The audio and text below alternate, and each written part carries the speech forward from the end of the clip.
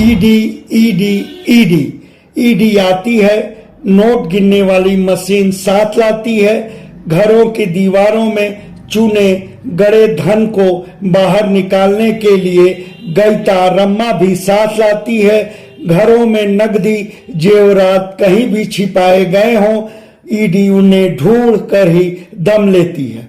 ED को लेकर गाजीपुर के आम लोगों के जेहन में कुछ ऐसी ही तस्वीर थी, मगर आखिर ईडी से गाजीपुर के लोग 18 अगस्त को साक्षात हो ही गए। गाजीपुर में बाहुबली मुख्तार अंसारी और उनसे जुड़े लोगों के चिन्हित घरों में ईडी का घंटों सर्च ऑपरेशन चलता रहा, बावजूद न कहीं गड़ा काला धन मिला और न कोई संदिग्ध वस्तु ही मिली। प्रयागराज से 18 अगस्त को एक साथ ईडी की अलग अलग 4 टीमें एक वक्त पर एकदम तड़के गाजीपुर पहुंची थी। उनके निशाने पर थे बाहुबली मुख्तार अंसारी और उनके करीबियों के घर और प्रतिष्ठान।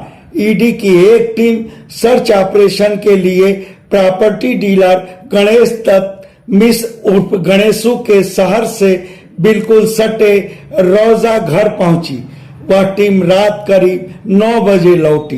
दूसरी टीम शहर के मोहल्ला मिश्र बाजार स्थित सर्राफा कारोबारी विक्रम अग्रहरी के घर दुकान में धमकी। इस टीम का सर्च ऑपरेशन रात करीब 2 बजे तक चला। एक अन्य टीम सीधे मुख्तार अंसारी के पुश्तैनी घर फाटक यूसुफपुर के लिए निकल गई, जहां मुख्तार अंसारी के अलावा उनके दोनों बड़े भाइयों सांसद अफजल अंसारी तथा पूर्व विधायक सिद्दतुल्ला अंसारी के परिवारीजन भी उनके सर्च ऑपरेशन के दायरे में थे। जबकि चौथी टीम जिला मुख्यालय पर ही सराय मोहल्ला में खान बस सर्विस के मालिक मुश्ताक खान के घर में घुसी। बल्कि इस टीम का सर्च ऑपरेशन सबसे लंबा खींचा। इस टीम का सर्च ऑपरेशन दूसरे दिन 19 अगस्त की सुबह करीब 10:30 बजे तक चला। अब आप सोच रहे होंगे कि क्या ईडी की टीमों के मेंबरान सर्च ऑपरेशन के वक्त क्या खाए पिए होंगे। बिल्कुल, सर्च के वक्त वह नाश्ते, लंच, डिनर भी किए और इन सब का इंतजाम गाजीपुर प्रशासन की ओर से किया गया था। यहाँ तक कि टीमों के मेंबरानों ने पीने के लिए संबंधित घरों का एक बूंद पानी भी नहीं लिया। ईडी की टीमें सुरक्षा के लिहाज से अपने संग चितकबरी वर्दी वाले अर्धसैनिक बलों के जवानों को लेकर आई थी। यह जवान सिविल पुलिस के स्थानीय थानों के जवानों को अपने पास फटकने तक नहीं दिए। खैर, यह सवाल भी आपके जेहन में उठ रहा होगा कि ईडी टीमों के मेंबरान सर्च कैसे कर रहे थे। तो सर्च के दौरान घरों के अंदर से बाहर छनकर आई खबरों के मुताबिक उन घरों के कमरे, छत, दुछत्ती, टार तक सर्च किए गए। टॉयलेट के फ्लश और बक्से, अलमारी तक खंगाले गए। तोशक, गद्दे, तकिए तक पलटे गए और तो और रसोई घरों के कनस्तर, ड्रम भी नहीं छोड़े गए। अनाज के बोरे भी पलटवाए गए। फाइलें, डायरियां, रोकड़ बही भी पढ़े गए और जरूरत पड़ने पर परिवारों के मौजूद मुखियों से पूछताछ भी होती रही। फिर संदिग्ध कागजातों की फोटोकॉपी भी होती रही। उसके लिए टीमें अपने साथ फोटोकॉपी करने वाली मशीनें भी लाई थी। टीमें घरों में घुसने के साथ ही सबसे पहले मौजूद सभी जनों को एकत्र की, फिर सबकी पहचान पूछी। उसके बाद नौकर चाकर और परिवारों के सदस्यों को अलग अलग कर उन्हें अलग अलग कमरों में चुपचाप बैठे रहने की हिदायत देकर भेज दिया गया।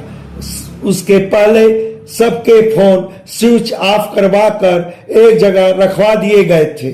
सर्च के दौरान संबंधित घरों से न किसी को बाहर निकलने दिया गया और न बाहर से किसी को अंदर ही जाने दिया गया।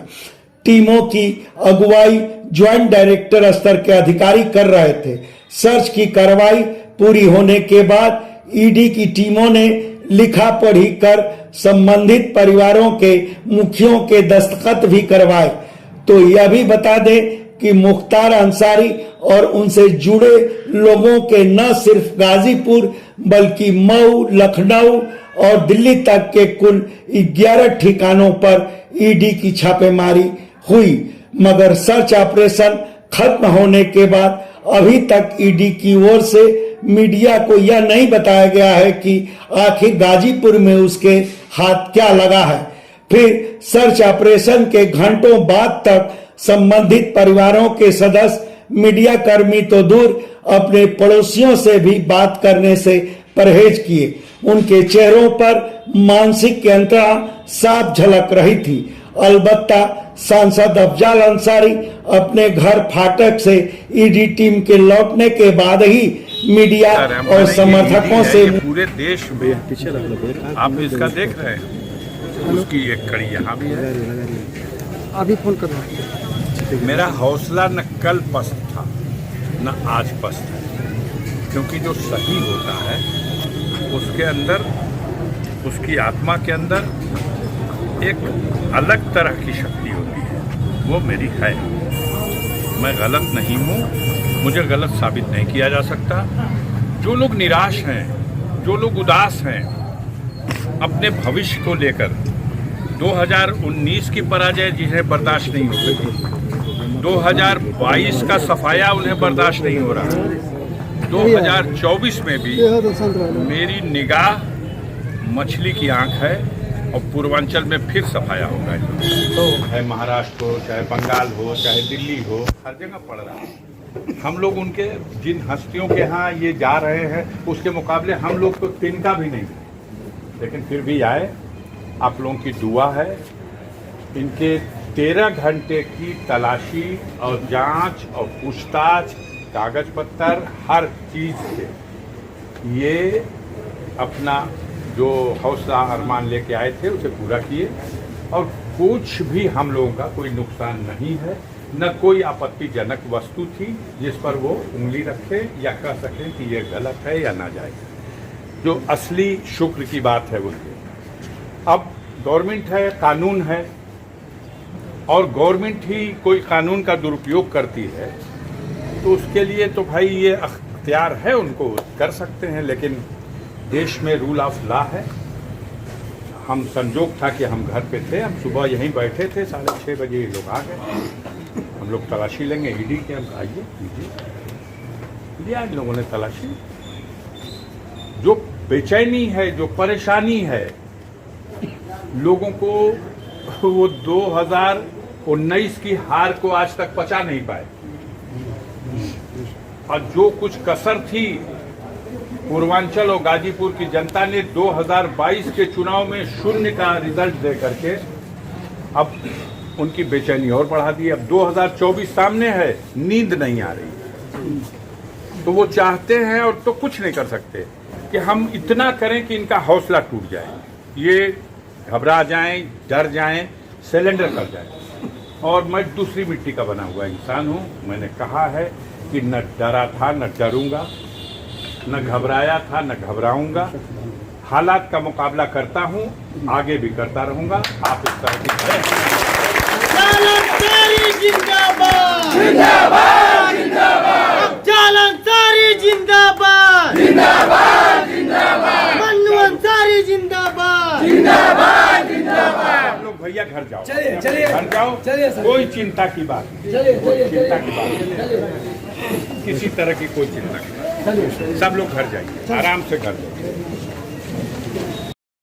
यह भी दुर्योग ही रहा कि ईडी की छापेमारी के दूसरे ही दिन 19 अगस्त को गाजीपुर प्रशासन ने सांसद अफजाल अंसारी के फार्म हाउस को कुर्क कर लिया।